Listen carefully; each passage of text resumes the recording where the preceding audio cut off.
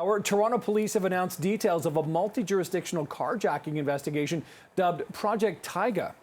CP24 crime analyst Steve Ryan joins us live with the latest on this investigation. Steve, good afternoon.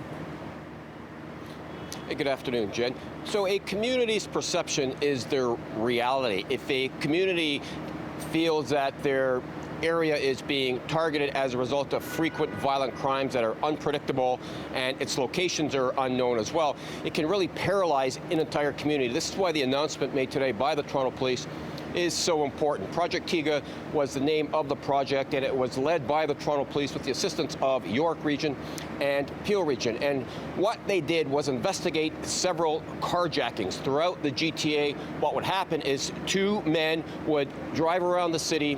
They would surveil other vehicles, those that they were interested in, particularly high-end SUVs.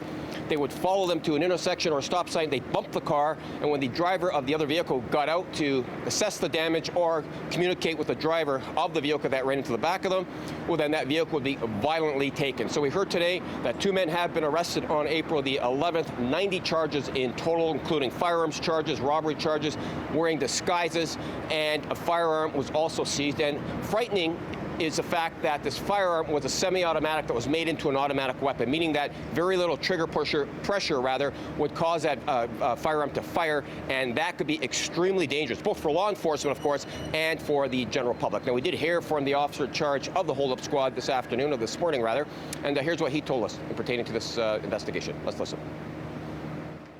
It's an estimated total value of the vehicles obtained over this 1 month crime spree to range in and around $1 to $1.5 million.